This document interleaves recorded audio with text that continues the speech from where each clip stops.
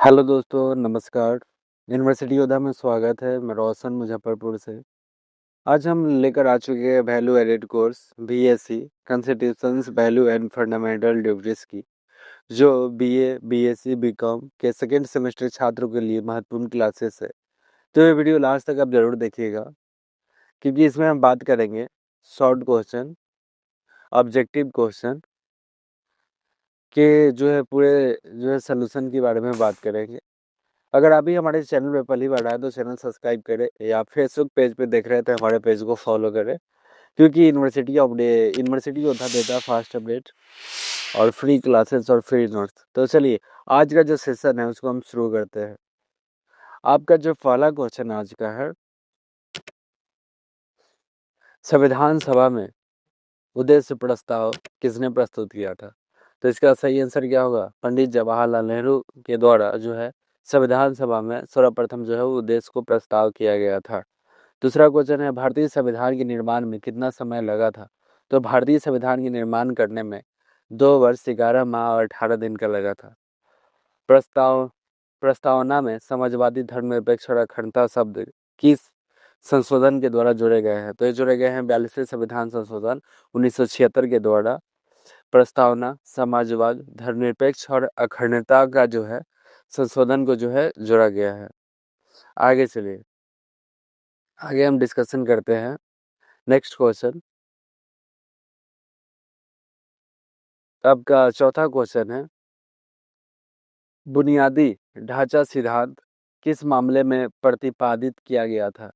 तो ये किया गया था केशवानंद भारती इंस्टीट्यूट में। पांचवा क्वेश्चन आपका है, अनुच्छेद 1 में भारत को क्या घोषित किया गया था? तो राज्यों का संघ, यूनियन ऑफ स्टेट जो है अनुच्छेद 1 में घोषित किया गया था। राज्य नीति निर्देशक सिद्धांत डीपीएसपी किस देश से लिए गए हैं? तो ये लिए गए हैं आयरलैंड से। डीपीएसपी किससे लिए गए थे? आयरलैंड से। ठीक है। नेक्स्ट क्वेश्चन आपका है, इसमें है संविधान सभा के प्रारूप समिति के अध्यक्ष कौन है? तो प्रारूप समिति कौन है? भीमराव अम्बेडकर। ठीक है। मौलिक अधिकार किस देश के संविधान से प्रेरित है? तो मौलिक अधिकार जो है संयुक्त राष्ट्र अमेरिका, यूएसए से बनाया गया। ठीक है। और नेक्स्ट क्वेश्चन आपका, संविधान संशोधन की शक्ति संसद को किस अनुच्छेद के अंतर्गत प्राप्त होता है? तो संविधान संशोधन की जो प्रक्रिया है वो आर्टिकल 368 में है। ठीक है। तो अनुच्छेद 368 में इसका संविधान संशोधन का जो है अंतर्गत आता है। नेक्स्ट क्वेश्चन आपका है, केंद्र और राज्यों के बीच शक्तियों का विभाजन किस अनुसूची में दिया गया है? तो ये जो है 7वीं अनुसूची में दिया गया है। ठीक है। प्रस्तावना में वर्णित स्वतंत्रता, समानता और बंधुत्व के आदर्श कहाँ से लिए गए हैं? तो ये आपके लिए गए हैं फ्रांसीसी क्रांति के द्वारा। भारतीय संविधान में एकल नागरिकता का प्रावधान किस देश से लिया गया? तो जब एकल नागरिकता की जो बात करें तो एकल नागरिकता कहाँ से लिया गया था? ये ब्रिटेन से लिया गया है। मतदान की आयु 21 वर्ष से घटकर 18 वर्ष की गई, ये संविधान संशोधन में हुआ था। तो ये जो है 61वां संविधान संशोधन 1988 में जो है मतदान करने की जो आयु है 21 वर्ष से घटाकर 18 वर्ष कर दिया गया था। नेक्स्ट क्वेश्चन, इसमें भारतीय संविधान कब अंगीकृत किया गया था? तो 26 नवंबर 1949 को किया गया था। राष्ट्रपति और राज्यपाल को न्यायालय में विशेष संरक्षण किस अनुच्छेद में दिया गया है? तो ये अनुच्छेद जो है 361 में इसका दिया गया है। ठीक है। आर्टिकल कौन है? 361 में। राष्ट्रीय आपातकाल किस अनुच्छेद के अंतर्गत लगाया गया था? राष्ट्रीय आपातकालीन जो है आर्टिकल जो है 352 के अंतर्गत जो है लगाया जाता है।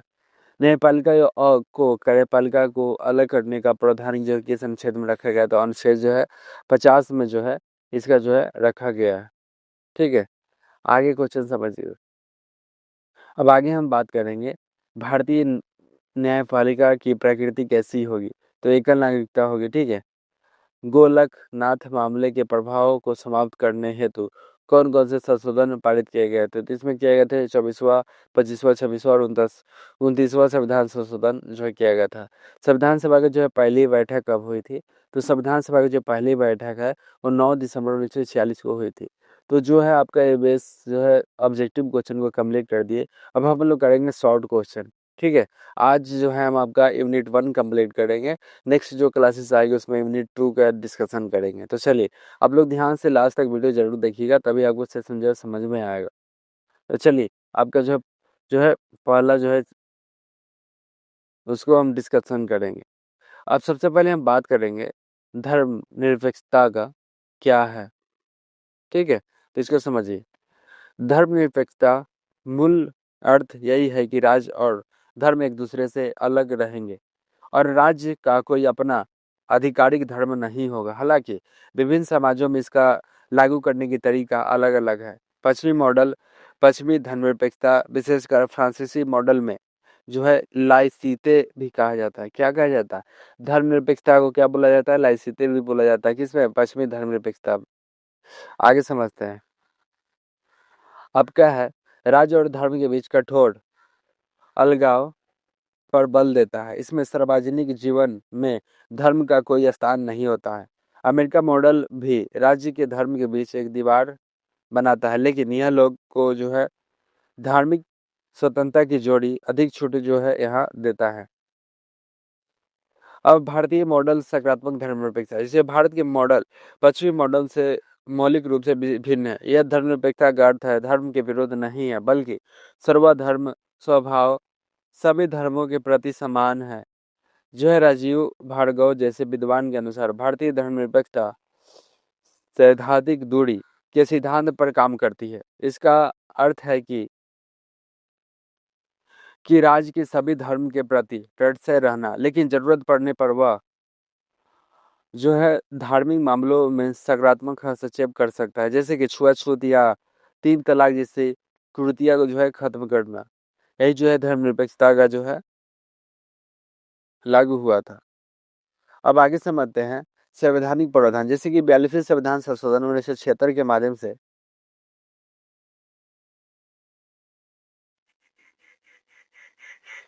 जो है इसमें धर्मनिरपेक्षता शब्द को जोड़ा गया था। कब? जब 42वें संविधान संशोधन 1976 का जो प्रस्ताव आया था, तो उस समय क्या धर्मनिरपेक्षता का जो शब्द है उसको जोड़ा गया था। इसके अलावा अनुच्छेद जो है 14, 15 और 25 से 30 के तहत धार्मिक स्वतंत्रता और अल्पसंख्यकों को अपने शिक्षण स्थान खोलने का अधिकार दिए गए। मतलब इसमें जो है पूर्णता है कि अपनी जो है धार्मिक जो है जीवन जी सकते हैं, अपना जो है धर्म जो भी है वो मान कर वो चल सकते हैं। इसमें जो है पूर्ण स्वतंत्रता जो है दिया गया है। आगे समझिए। आपका अगला है लोकतंत्र। अब डेमोक्रेसी क्या है वो समझिएगा। लोकतंत्र जिसे ग्रीक में दो शब्द हैं, डिमोस मतलब जनता, ठीक है, और करातोस मतलब शक्ति, शासन से बना है, जिसका अर्थ होता है जनता का शासन। अब्राहम लिंकन ने प्रसिद्ध शब्दों में यह जनता द्वारा और जनता के लिए शासन, इसे मुख्यतः दो आयामों में समझा जा सकता है। अप्रक्रियात्मक कौन है? जैसे कि न्यूनतम लोकतंत्र क्या है वो समझिए। जैसे कि जोसेफ सुपी पीटर जैसे विचारक ने लोकतंत्र के मुख्य रूप से यह प्रक्रिया माना कि इसमें स्वतंत्र और निष्पक्ष चुनाव, बहुदलीय प्रणाली और सार्वभौमिक मत अधिकार पर जो है जोर दिया जाता है। हालांकि फरीद जकरिया ने चेताया कि केवल चुनाव करा लेना ही काफी नहीं है। बिना अधिकार की स्वतंत्रता के अनुदार लोकतंत्र बन सकते हैं। तथितवा यह आधिकारिक लोकतंत्र, जैसे कि यह लोकतंत्र एक बहुत ही व्यापक रूप है। जॉन स्टुअर्ट मिल, रूसो और अदमसे सेन जैसे विचारकों को मानना है कि लोकतंत्र का असली उद्देश्य समाज में वास्तविक समाज और धार्मिक असमानता, अल्पसंख्यक की सुरक्षा और न्याय की जो है स्थापना करना है। आत्मसेन के अनुसार लोकतंत्र केवल मतदान नहीं, बल्कि यह एक सार्वजनिक चर्चा और मानव क्षमताओं का विकास का साधन है। प्रत्यक्ष और प्रतिनिधि लोकतंत्र, प्रत्यक्ष लोकतंत्र की जनता सीधे नीतियों को बनाती है, जैसे कि स्विट्जरलैंड में प्राचीन यूनान में जब प्रतिनिधि लोकतंत्र, जैसे भारत में जनता अपने चुने हुए प्रतिनिधित्व के माध्यम से शासन करती है। अब विधि का शासन समझिए। रूल ऑफ लॉ क्या है? विधि का साधन का सीधा अर्थ यह है कि देश की प्रशासनिक किसी भी शासन अधिकारी की मनमानी इच्छाओं से नहीं बल्कि स्थापित लिखित कानूनों के अनुसार चलेगा। इसका मतलब ये है कि कोई भी अधिकारी जो है अपने हिसाब से नहीं चलेगा।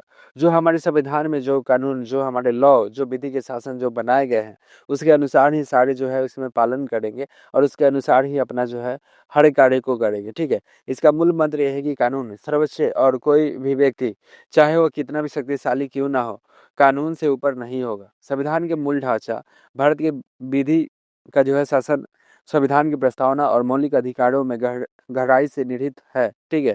सर्वोच्च न्यायालय में केशवानंद भारती केस 1973 जैसे ऐतिहासिक फैसलों में यह स्थापित किया गया कि विधि का शासन, न्यायिक समीक्षा संविधान के मूल ढांचे का जो है इसमें हिस्सा है।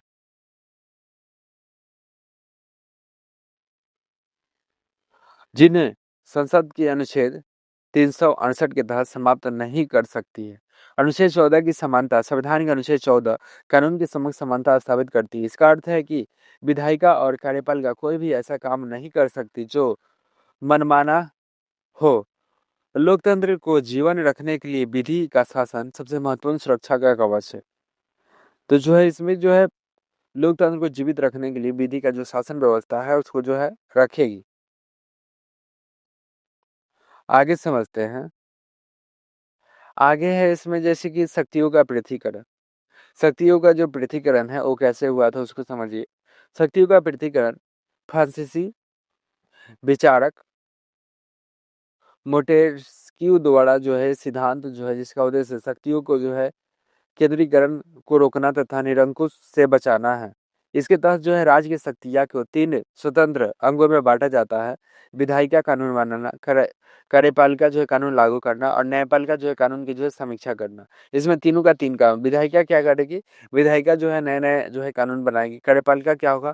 कार्यपालिका जो है कानून को लागू करना होगा। ठीक है। न्यायपालिका क्या होगा? कानूनों को जो है समीक्षा करना न्यायपालिका का काम होगा। तो तीनों जो विधायिका का 3 अलग-अलग काम दिया गया था शक्तियों का पृथक्करण में। ठीक है। आगे समझते हैं।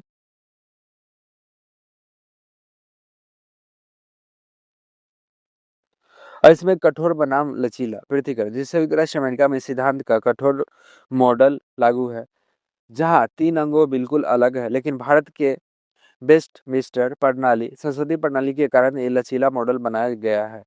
कार्यात्मक ओवरलैप, जिससे भारत की विधायिका और कार्यपालिका आपस में गहराई से जुड़ी है। मंत्रिपरिषद की विधायिका का हिस्सा होती है। राष्ट्रपति भी कार्यपालिका का प्रमुख है। संसद के अंग होते हैं और अध्यादेश जारी कर सकते हैं। इसी तहत न्यायपालिका कई बार जनहित याचिका के माध्यम से नीतिगत मामलों में निर्देश देती है, जो कि एक प्रकार की विधायी कार्य बन सकता है। नियंत्रण और संतुलन, भारत में शक्तियों का प्रतिकरण पूर्ण अलगाव नहीं है, बल्कि नियंत्रण और संतुलन के रूप में काम करता है। विधायिका कार्यपालिका और अंधविश्वास प्रस्ताव प्रश्नकाल द्वारा नियंत्रित करती है। राष्ट्रपति सर्वोच्च न्यायालय के न्यायाधीशों की नियुक्ति करते हैं और न्यायपालिका अपने न्यायिक समीक्षा के अधिकार से कार्यपालिका और विधायिका का जो है संवैधानिक कार्यों को रद्द कर सकती है।